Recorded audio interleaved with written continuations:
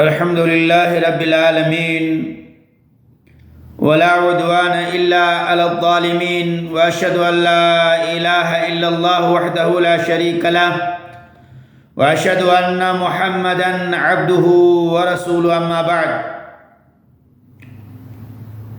میرے بزرگوں، دوستوں، اسلامی بھائیوں اور بہنوں، السلام علیکم ورحمۃ اللہ وبرکاتہ. مشاہدین کرام، آج کے نشست کا موضوع ہے لہسن، پیاز، گندنا یا کوئی اور بدبودار چیز کھا کر بدبو زائل کیے بغیر مسجد میں داخل ہونے کی ممانعت اور بوقت ضرورت اس کا جواز.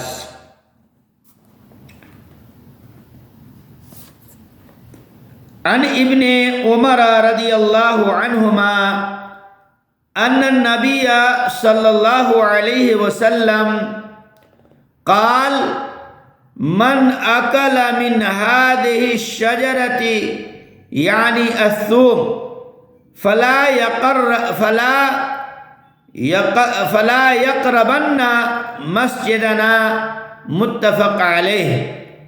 وفی روایت لمسلم مساجدنا. حضرت ابن عمر رضی اللہ عنہ سے روایت ہے، نبی کریم صلی اللہ علیہ وسلم نے فرمایا، جو شخص اس درخت سے یعنی لہسن کھائے تو وہ ہماری مسجد کے قریب نہ آئے. اسی طرح سے گندنا یہ لہسن ہی کی طرح سے ایک کھانے کی چیز ہے جسے کھانے کے بعد بدبو آتی ہے. اس کو عربی میں کراسن کہتے ہیں. اس حدیث کو صحیح بخاری اور مسلم نے روایت کیا ہے، اور مسلم کے روایت کے الفاظ ہیں ہماری مسجدوں کے قریب نہ آئے. وعن انس رضی اللہ عنہ قال قال النبی صلی اللہ علیہ وسلم من اکل من هذه الشجرة فلا يقربن ولا يصلين معنا متفق علیہ. حضرت انس رضی اللہ عنہ سے روایت ہے، نبی کریم صلی اللہ علیہ وسلم نے فرمایا، جو شخص اس درخت سے کھائے تو وہ ہمارے قریب نہ آئے اور نہ ہمارے ساتھ نماز پڑھے. صحیح بخاری اور مسلم. میرے دوستو، اس درخت سے مراد لہسن ہے جس کا ذکر پہلی حدیث میں ہے. یہاں اشارہ معہود ذہنی کی طرف ہے، لہذا اس حدیث سے بھی پتہ یہ چلا کہ کوئی بھی شخص پیاز، لہسن یا ایسی چیز کھائے جس کے کھانے کی وجہ سے بدبو آئے تو کھا کر کے نماز پڑھنے کے لیے نہیں جانا چاہیے. وعن جابر رضی اللہ عنہ قال قال النبی صلی اللہ علیہ وسلم من اکل ثوما او بصلا فلیعتزلنا او فلیعتزل مسجدنا متفق علیہ. حضرت جابر رضی اللہ عنہ سے روایت ہے کہ نبی کریم صلی اللہ علیہ وسلم نے فرمایا، جو شخص لہسن، پیاز کھائے وہ ہم سے دور رہے، یا فرمایا ہماری مسجد سے علیحدہ رہے. صحیح بخاری و مسلم۔ وفی روایت لمسلم من اکل البصل والثوم والکراث فلا یقربن مسجدنا فإن الملائکۃ تتأذی مما یتأذی منہ بنو آدم۔ اور مسلم کی ایک روایت میں ہے جو شخص پیاز، لہسن اور گند نہ کھائے تو وہ ہماری مسجد کے قریب نہ آئے، اس لیے کہ فرشتے بھی ان چیزوں سے تکلیف محسوس کرتے ہیں جن سے انسان کو تکلیف ہوتی ہے۔ میرے اسلامی بھائیوں اور بہنوں، کراث ایک بدبودار قسم کی سبزی ہے۔ یہ ساری چیزیں اس وقت ممنوع ہیں جب یہ کچی ہوں اور نماز کے لیے مسجد میں جانے کا وقت بالکل قریب ہو، ورنہ لہسن، پیاز تو ہر ہانڈی کا لازمی جز ہے، پکایا جاتا ہے، ہر سبزی میں اس کو استعمال کیا جاتا ہے، لیکن پکنے کے بعد چونکہ ان کی بدبو ختم ہو جاتی ہے اس لیے ان کا کھانا جائز ہے۔ لہذا پکا کر کے آپ جو ہے کھا سکتے ہیں اور پکنے کے بعد اس سے جو ہے بدبو ختم ہو جاتی ہے۔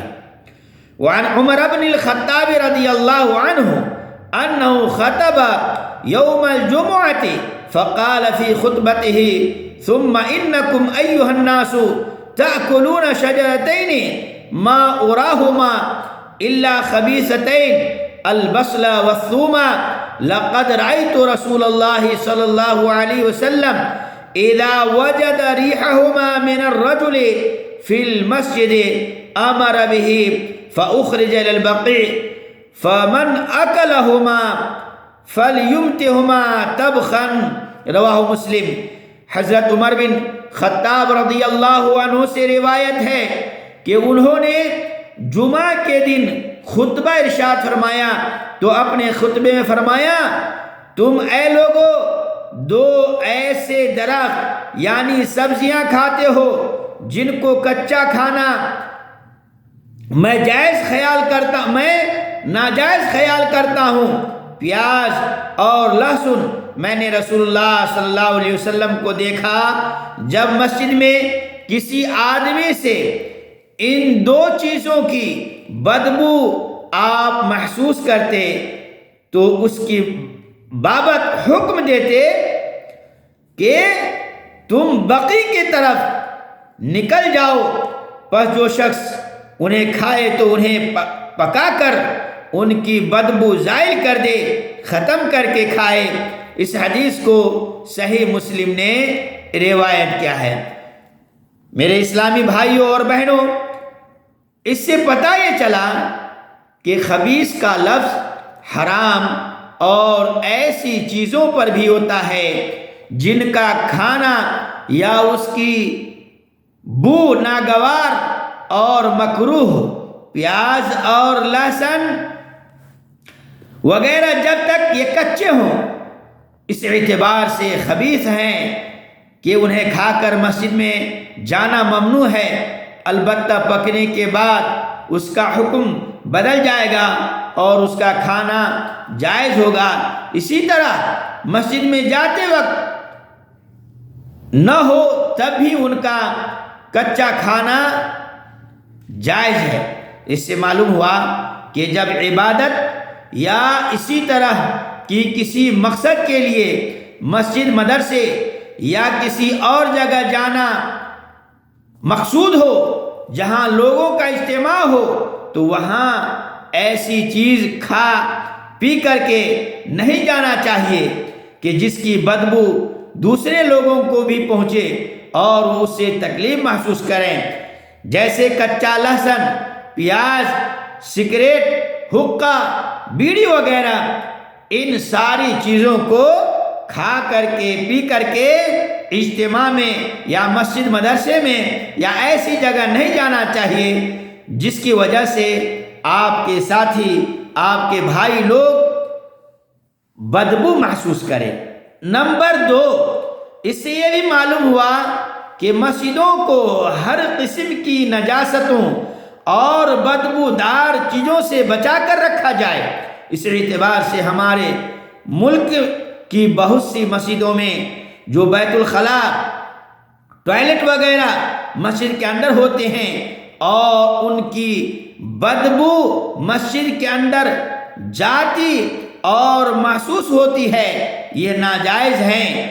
مسجدوں کے اندر ان کے بنانے کا قطعاً جواز نہیں ہے۔ اس قسم کی مسجدوں کو ان نجاستوں سے پاک کرنا ضروری ہے، ورنہ انتظامیہ اور ذمہ دار حضرات عند اللہ مجرم ہوں گے۔ بھائیوں، تو پتہ یہ چلا کہ ٹوائلٹ وغیرہ بھی مسجد میں یا بالکل مسجد سے متصل نہیں بنانا چاہیے، اس لیے کہ اس سے بدبو وغیرہ نمازی محسوس کریں گے۔ اللہ تعالیٰ سے دعا ہے کہ اللہ تعالیٰ ہم تمام مسلمان بھائیوں اور بہنوں کو ان ساری باتوں پر سن کر عمل کی توفیق عطا فرمائے، آمین۔ وآخر دعوانا ان الحمد للہ رب العالمین، والسلام علیکم ورحمۃ اللہ وبرکاتہ۔